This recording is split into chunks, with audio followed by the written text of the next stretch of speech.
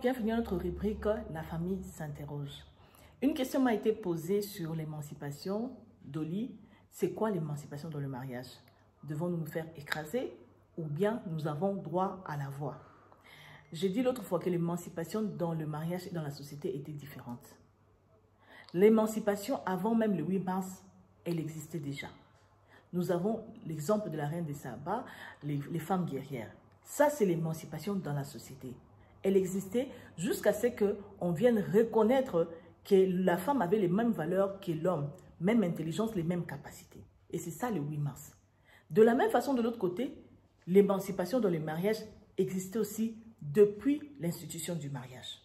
Mais seulement cette émancipation, elle est régie par deux lois, l'amour et la soumission. Tandis que l'émancipation de la société est régie par des lois faites par les hommes et le mariage par des lois faites par Dieu. Dans les mariages, lorsqu'on parle de la soumission et de l'amour, nous devons savoir qu'est-ce que Dieu veut dire par amour et qu'est-ce que Dieu veut dire par soumission. Pour que nous ne puissions pas croire que la soumission, ça veut dire zipit, ne dis plus rien. Non.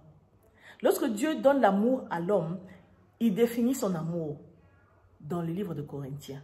Cet amour agapé, cet amour qui supporte tout, cet amour qui ne soupçonne pas, cet amour, disons, qui peut tout donner. Comme Dieu lui-même s'est sacrifié, il a sacrifié Jésus-Christ, son Fils unique, pour nous.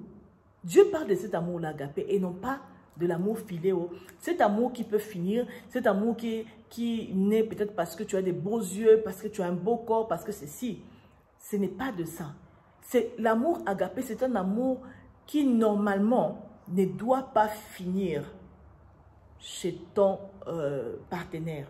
C'est ça l'amour agapé. Dieu t'a donné le haya, le niveau élevé pour que tu puisses protéger l'être inférieur. Parce que quand on parle de la soumission, c'est-à-dire qu'on parle déjà d'un être qui est inférieur qui doit obéir à une autorité. Et cet être inférieur, c'est la femme. C'est pour ça que je dis l'autre fois que dans les mariages, l'homme et la femme ne sont pas dans l'égalité. Mais dans la société, l'homme et la femme sont égales. Ce que l'homme peut faire, la femme peut le faire. Mais dans le mariage, c'est totalement différent. L'homme reste le chef, son autorité lui vient des dieux. Peut-être qu'il y a d'autres personnes qui pensent que quand on parle de la soumission, elles se disent que je vais me faire marcher dessus, je vais me faire piétiner. C'est pas du tout cela. C'est pas pour rien que Dieu a dit que nous sommes des aides semblables. Notre rôle d'aide, c'est quoi? C'est donner les conseils, c'est de parler, c'est de donner notre avis. Lorsque les choses vont mal, on dit ici c'est celle-ci, ici c'est là-bas, ça ne marche pas, je ne suis pas d'accord. Donc la femme dans le mariage a sa voix. Elle doit se faire entendre, mais elle n'est pas dans la domination. Parce que l'homme est comparé à Dieu. Dieu a des lois. L'homme aussi a des lois. Donc, c'est-à-dire que la femme, quand tu viens, tu dois adhérer à ces lois. Mais ces lois doivent être régies par l'amour et non pas par la méchanceté. Parce que les lois de Dieu sont régies par amour. Il ne veut que du bien.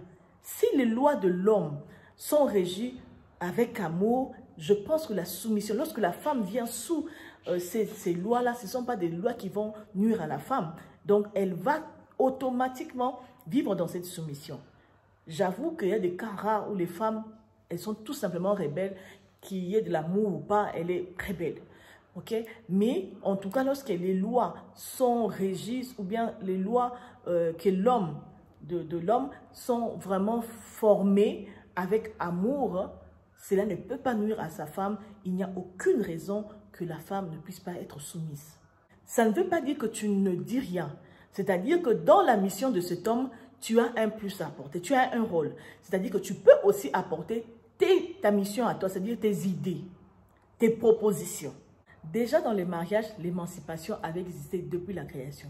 Si nous lisons les livres de Proverbes, nous allons voir la femme qui est louée. C'est une femme émancipée. Si nous voyons même dans la Bible l'histoire de la reine Vachi. La reine Vachi, c'était une jolie femme, c'était une femme émancipée dans le mariage. Et je peux même dire dans la société. Parce que le fait que le roi l'ait appelée, viens danser. Elle dit, je ne veux pas venir. C'est-à-dire qu'elle avait un mot à dire. Elle avait un mot à dire au roi. Ce n'était pas une femme rebelle, mais elle avait un mot à dire. Donc, elle était en train de jouir pleinement de son émancipation. Mais malheureusement pour elle, ces jours-là, elle a appliqué son émancipation du mariage dans un mauvais cas, dans un mauvais endroit, au mauvais moment. Elle a appliqué cette émancipation aux yeux de tout le monde, de la population. Et ça, c'est quelque chose qui avait en réalité dénigré son mari.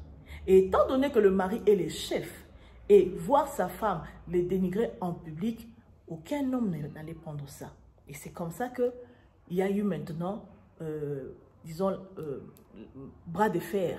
Maintenant, le roi devait montrer son autorité, non seulement étant que roi, et aussi étant que mari.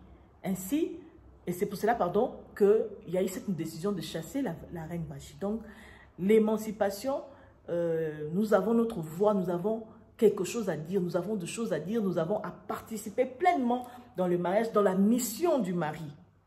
Pour dire encore que l'émancipation dans les mariages était une bonne chose, ou bien pour dire que la femme avait toujours la voix, nous avons encore l'exemple de la reine Esther.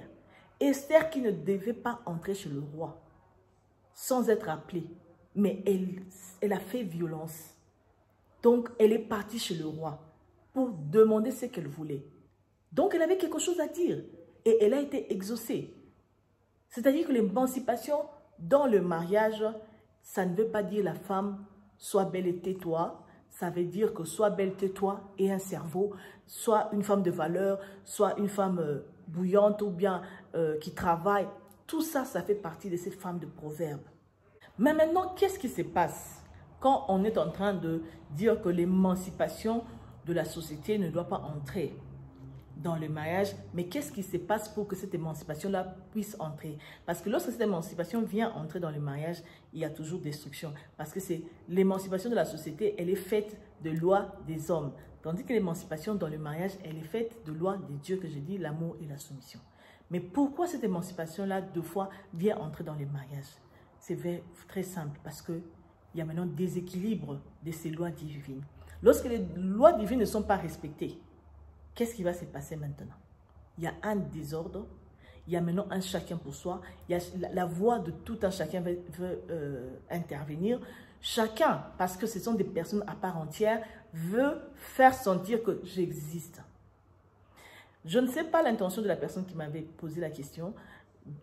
Enfin, elle voulait que je puisse partir, mais je veux prendre seulement un exemple. Imaginez-vous que le roi demande à la reine Vashti de venir danser devant ses invités. Ne pensez-vous pas que ça, c'était une action qui pratiquement dénigrait sa femme? Voyez, sûrement le roi dans sa tête, il s'était dit, bon, il n'était pas mal intentionné, il s'est dit, j'aimerais que les gens voient que j'ai la femme peut-être la plus belle ou bien celle qui danse la mieux dans tout le royaume. Mais seulement, cette idée-là n'était pas une idée appropriée pour ta femme. Exposer ta femme comme si c'était une danseuse, comme si c'était, je ne sais pas comment. Donc, ça n'avait pas valorisé Vashti. Et Vashti s'est dit que non, je ne me sens pas valorisée, je refuse. Elle a dû faire l'appel à l'émancipation de quoi? De la société pour se protéger. Lorsqu'un mari, par exemple, demande des choses immorales à sa femme, lorsqu'un mari, par exemple, est en train de battre sa femme, lorsqu'un mari, par exemple, est en train, disons, de backstab sa femme, donc de mettre le couteau au dos, tout simplement parce que c'est un être faible, pendant qu'on t'a donné l'autorité sur elle, on t'a demandé l'amour pour la protéger.